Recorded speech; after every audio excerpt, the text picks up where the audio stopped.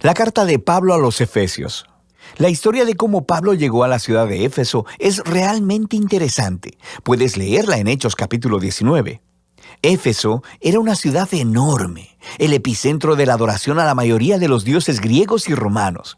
En esta ciudad, Pablo tuvo una labor misionera realmente efectiva y muchas personas se convirtieron en seguidores de Jesús. Años más tarde, después de haber sido aprisionado por los romanos, Pablo escribió esta carta.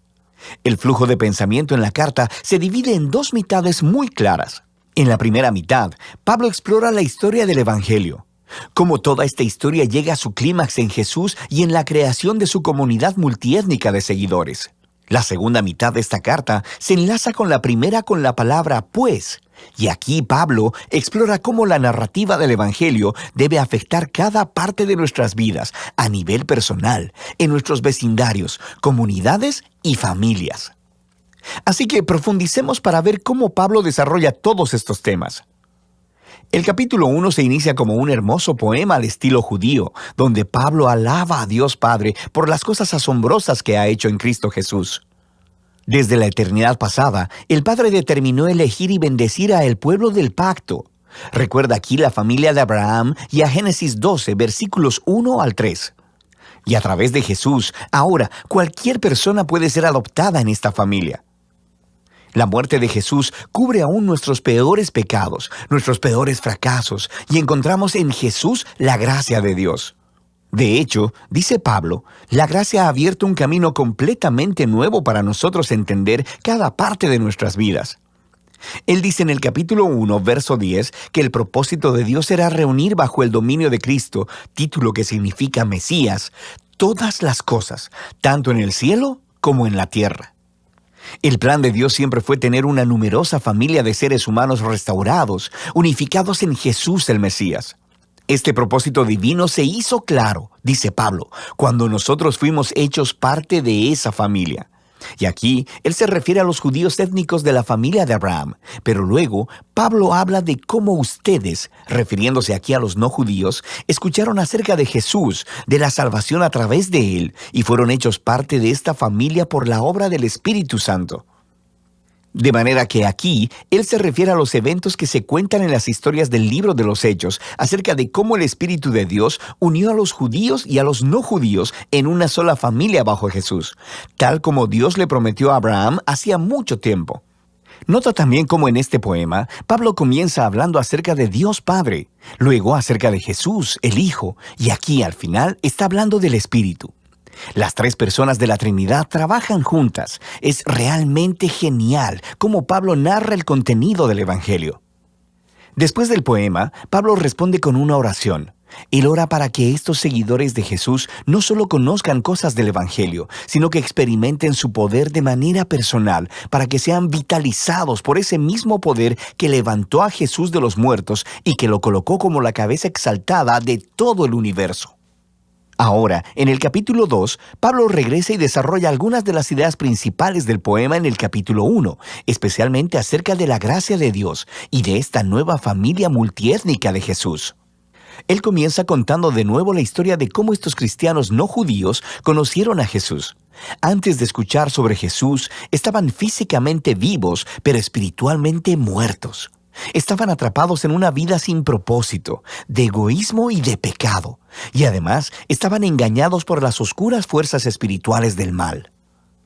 Pero asombrosamente, Dios en su gran amor y misericordia los salvó, perdonó todos sus pecados y sus vidas a la vida resucitada de Jesús y trayéndolos así también a la vida. Así que ahora, habiendo sido creados como nuevos seres humanos a través de Jesús, ellos tienen el gozo de descubrir toda la dimensión de su nuevo llamado, propósito y de las obras que Dios ha preparado para ellos. A ellos no solo les ha sido mostrada la gracia de Dios, sino que también han sido invitados a formar parte de una nueva familia. Antes de escuchar sobre Jesús, estas personas no judías no solo estaban apartadas de Dios, sino también estaban apartadas de su pueblo del pacto, la familia de Abraham. Y por una razón realmente práctica, los mandamientos del pacto del Sinaí formaban una especie de frontera alrededor de la familia del pacto. Eran como una barrera que mantenía alejadas a la mayoría de las personas no judías. Pero en Jesús, las leyes de la Torá han sido cumplidas y la barrera ha sido removida. Los dos grupos étnicos se han convertido, como dice Pablo, en una nueva humanidad unificada y que pueden vivir juntos y en paz.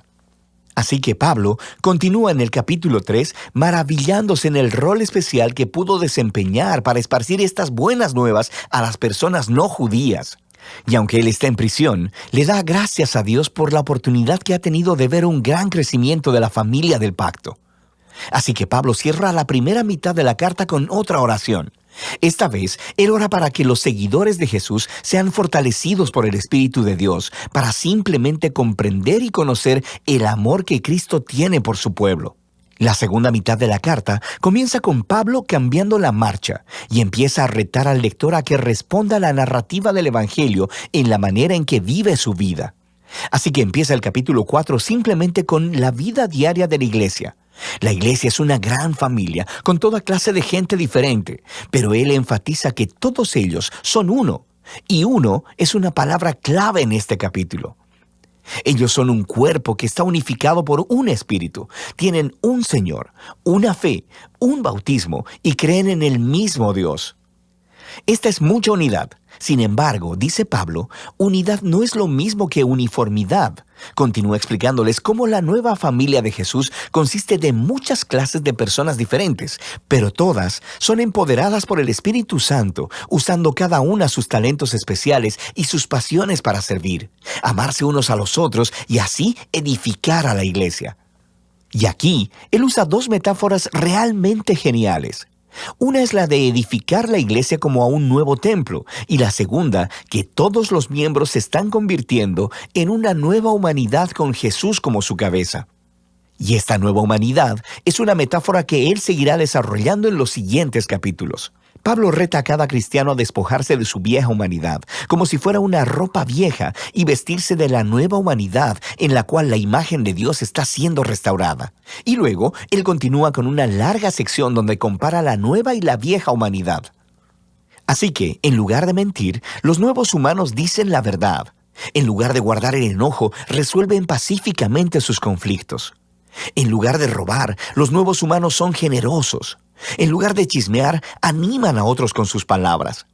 En lugar de vengarse, los nuevos humanos perdonan.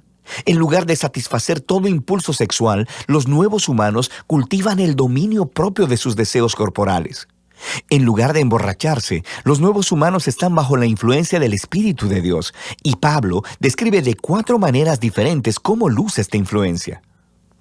Las primeras 2 tienen que ver con el canto, cantar juntos y también cantar a solas. Y es muy interesante que lo primero que Pablo piensa acerca de cómo trabaja el Espíritu en las vidas del pueblo de Jesús es el canto y la música. La tercera señal de la influencia del Espíritu es estar agradecido en todo. Y la cuarta es que el Espíritu obligará a los seguidores de Jesús a ponerse por debajo de los demás y a considerar a los demás como más importantes que ellos mismos.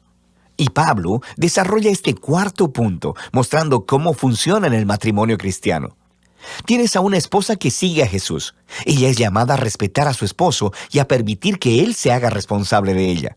Y el esposo es llamado a amar a su esposa y a usar su responsabilidad para someter su agenda egoísta y priorizar el bienestar de su esposa por encima del suyo. Y Pablo dice que esta clase de matrimonio está representando la narrativa del Evangelio. Las acciones del esposo imitan a Jesús, su amor y autosacrificio.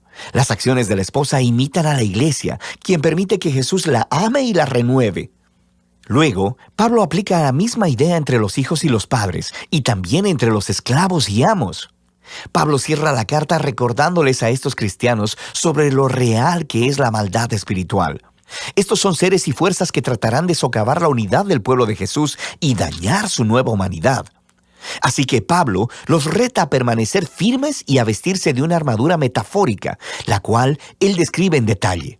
Y Pablo extrae todas estas piezas de armadura del libro de Isaías y de cómo Isaías describió al rey mesiánico. Así que ahora, como seguidores del Mesías, debemos hacer nuestros los atributos del Mesías, ya que formamos el cuerpo de Jesús. De manera práctica, creo que Pablo quiere que los cristianos empiecen a formar nuevos hábitos, utilizando la oración, las escrituras y nuestras relaciones de los unos con los otros para proactivamente ayudarnos a crecer y a madurar como seguidores de Jesús. Y esa es la carta a los Efesios, una muy poderosa.